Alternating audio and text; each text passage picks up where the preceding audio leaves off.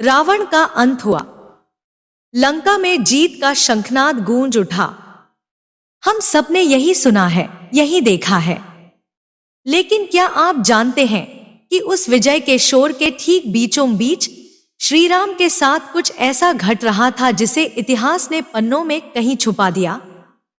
वह सिर्फ एक युद्ध की समाप्ति नहीं थी, बल्कि एक ऐसे दैवीय रहस्य की शुरुआत थी जिससे स्वयं देवता भी अनजान थे। रावण की मृत्यु के बाद रणभूमि की उस धूल में श्री राम ने ऐसा क्या देखा? वह कौन सा ज्ञान था जो उन्हें एक योद्धा से ऊपर उठाकर साक्षात ब्रह्मा के रूप में स्थापित कर रहा था? आज की इस वीडियो में हम रावण वध के बाद के उस अनकहे अध्याय को खोलेंगे, जिसमें चमत्कार भी है और जीवन का सबसे गहरा सत्य भी। इस वीडियो को अंत तक देखिएगा, क्योंकि श्री राम का यह रूप आपकी सोच बदल कर रख देगा। सोचिए उस मंजर को। जैसे ही महाबली रावण धरती पर गिरा, पूरी लंका कांप उठी।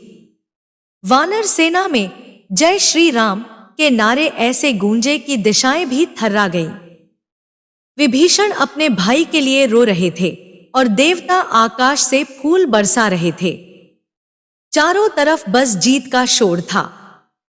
लेकिन इन सबके बीच प्रभु श्री राम बिल्कुल शांत थे। उनके चेहरे पर न तो जीत का अहंकार था और न ही अपने सबसे बड़े शत्रु के मरने की खुशी। उन्होंने धीरे से अपना धनुष नीचे रखा और उस गिरे हुए महाशत्रु की ओर कदम बढ़ाए।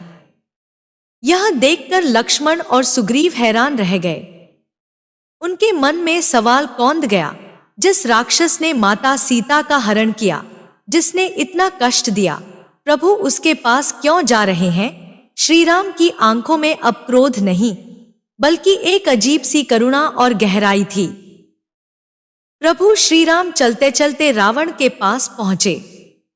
लेकिन ये क्या? वे एक विजयी राजा की तरह रावण के सिरहाने नहीं, बल्कि एक जिज्ञासु की भांति उसके चरणों के पास जाकर खड़े हो गए। यह दृश्य देखकर लक्ष्मण का धैर्य टूट गया। उन्होंने पूछ ही लिया, भैया, यह आप क्या कर रहे हैं इस अधर्मी के चरणों में? तब श्री राम ने जो कहा, उसने वहां मौजूद हर व्यक्ति का नजरिया बदल दिया। वे बोले, लक्ष्मण, युद्ध के साथ रावण का अहंकार और अधर्म मर चुका है। अब इस भूमि पर जो लेटा है, वह वेदों का महान ज्ञानी और तीनों लोकों का सबसे बड़ा राजनीतिज्ञ है। ज्ञान का कोई शत्रु नहीं होता।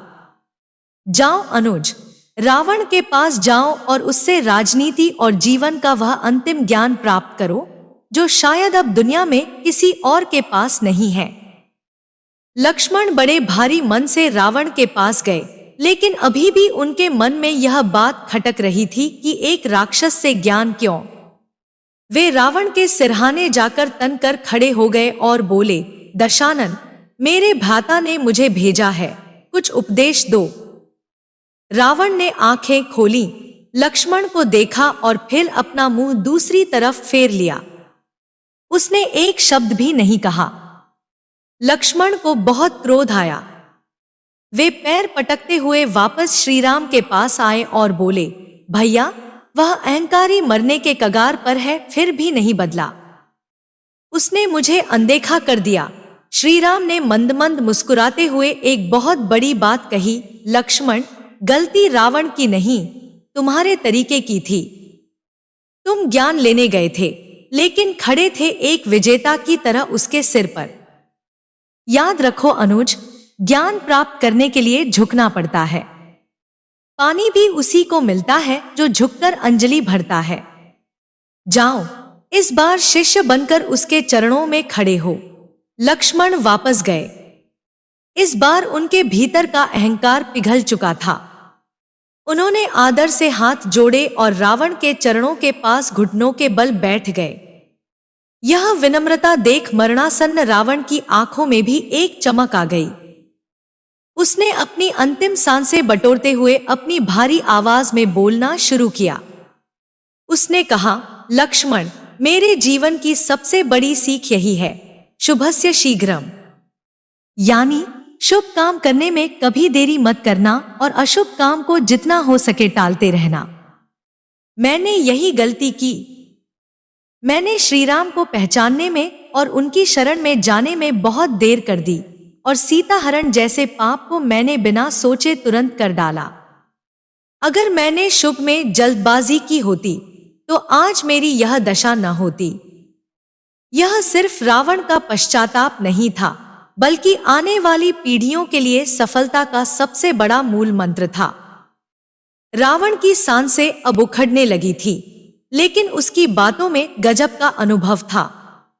उसने लक्ष्मण की आंखों में देखते हुए दूसरा सबसे बड़ा रहस्य खोला। वह बोला, लक्ष्मण, जीवन में अपने शत्रु को कभी भी कमजोर या छोटा समझने की भूल मत करना। मुझे अपनी ताकत और वरदानों पर इतना घमंड था कि मैंने मनुष्यों और वानरों को तुच्छ समझा। जब मैंने ब्रह्मा जी से अमरता का वरदान मांगा तो मैंने कहा कि मुझे देव, दानव, गंधर्व या यक्ष ना मार सकें। लेकिन मैंने मनुष्य का नाम नहीं लिया, क्योंकि मुझे लगा कि एक साधारण इंसान मेरा क्या बिगाड़ लेगा। वही गलती मेरा काल बन गई। रावण का यह कथन हमें सिखाता है कि अहंकार हमारी आंखों पर पर्दा डाल देता है, जिससे हम छोटी चुनौतियों को नजरअंदाज कर देते हैं और अंत में वही हमारे पतन का कारण बनती हैं। रावण की नजरें अब विभीषण की ओर घूमी, जो दूर खड़े आंसू बहा रहे थे। रावण ने लक्ष्मण को जीवन की सबसे कड़वी सच्चाई बताई।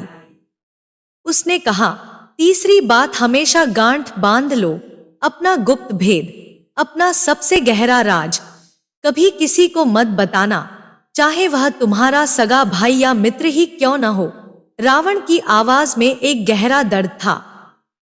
उसने कहा, मेरी नाभि में अमृत है, यह बात सिर्फ मैं जानता था और मेरा भाई विभीषण।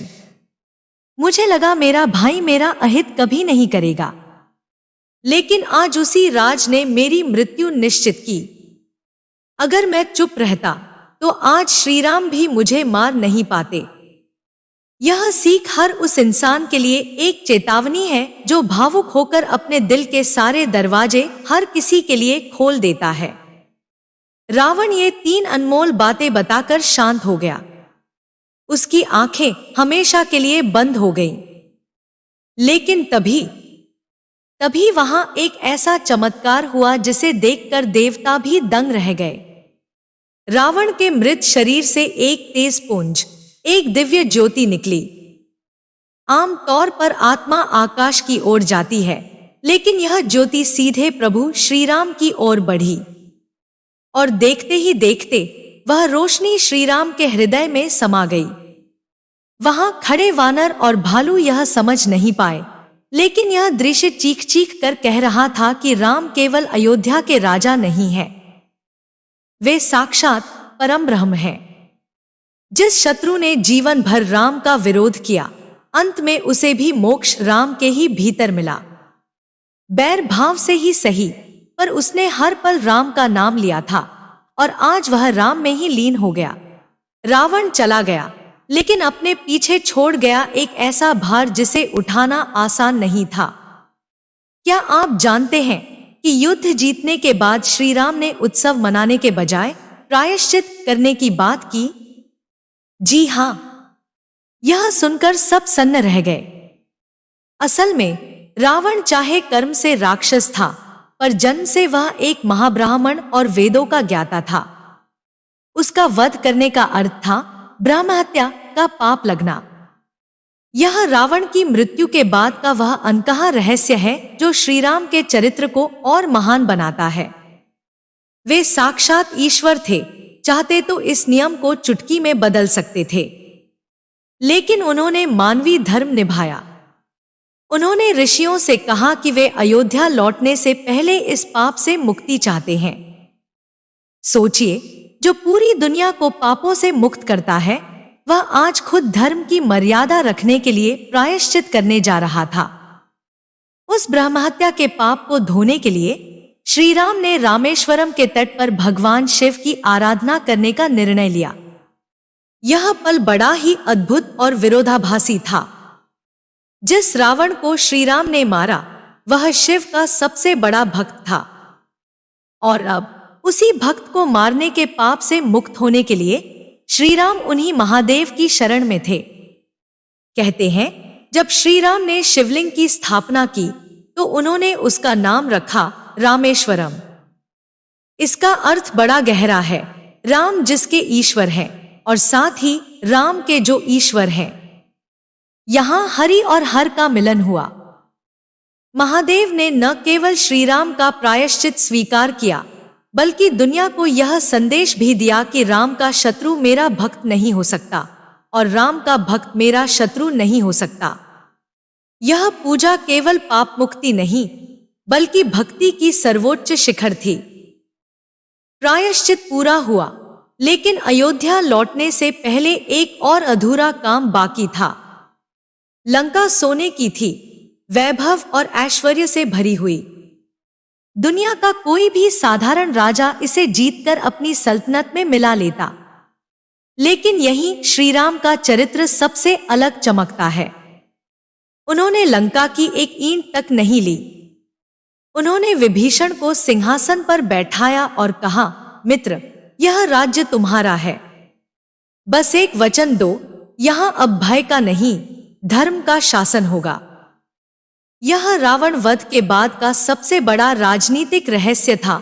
श्री राम ने दुनिया को सिखाया कि सच्चा विजेता वह नहीं जो दूसरों की जमीन हड़प ले, बल्कि वह है जो अत्याचारी को हटाकर वहां के लोगों को उनका हद वापस लौटा दे। लंका अब भयमुक्त थी और राम का कार्य पूर्ण हो चुका था। दोस्तों, रावण का वध केवल एक युद्ध का अंत नहीं था, बल्कि यह प्रमाण था कि अहंकार चाहे कितना भी बड़ा, ज्ञानी या शक्तिशाली क्यों न हो, उसका अंत निश्चित है।